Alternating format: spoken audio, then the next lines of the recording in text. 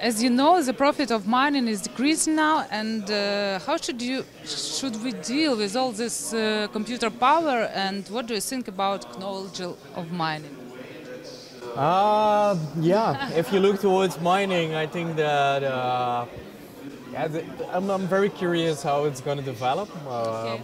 I think in a way that computation power or any, let's say, untapped resource can come available via the blockchain in a more, let's say, efficient way.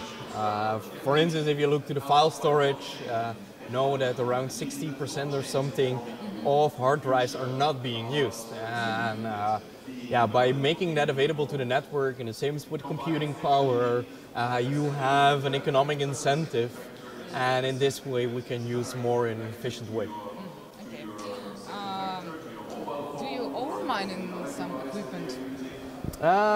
In 2030, when I first touched upon, was at the time Bitcoin.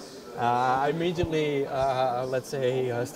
installed mining software on my computer and started to mine with my GPU. I built some rigs. I have six GPUs, a mining rig at home, but nothing big. Now, no. No. I'm not really into mining, more into applications and thinking about how it can change the world, how you can create new incentives for society with blockchain technology. And there are top 3 technologies. One of them is, of course, blockchain. What are other 2? I'm very interested in artificial intelligence and life sciences. Within life sciences, there's also a lot going to happen, especially also biohacking and so on. So very curious how that's going to develop. So artificial intelligence and life sciences. Okay, thank you. And Ethereum network is changing from proof to work to proof to stake. It means that profitability of mining will decrease, so would the appearance of new operation system on blockchain make sense? If you look, of course, there's a big debate about proof of work, proof of stake. You have also other, let's say, proofs like decentralized, delegated proof of stake and others. I think if you look to the technology of blockchain as a whole, it's very, let's say, experimental. And I believe the more experiments that we will do together, the more we will know what works the best. And I don't think that yet we can choose what is the best functioning one. So time will tell.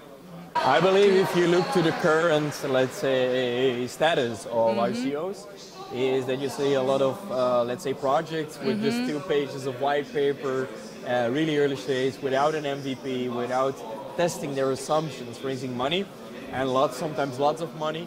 And this I don't believe in. I believe that you should really work towards a minimal viable product, validate your assumptions, get traction, and first develop this with seed funding. And when you have this traction, you know you have something that other people are interested in. And then it's time to launch an ICO, in my opinion, to fundraise. It's not the only way, and I believe that 90% of the current tokens will be out within some years. Really? Yes, they don't have a function at all.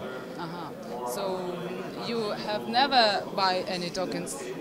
I didn't buy Neuro tokens yet, but I met the founders yesterday, and I'm gonna look into it because, of course, artificial intelligence, deep learning is very interesting.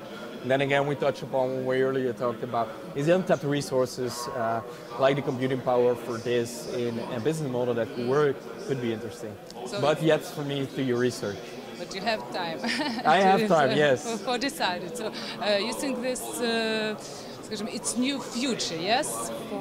Yeah, I think that artificial intelligence is going to have a big impact on our life, on our society.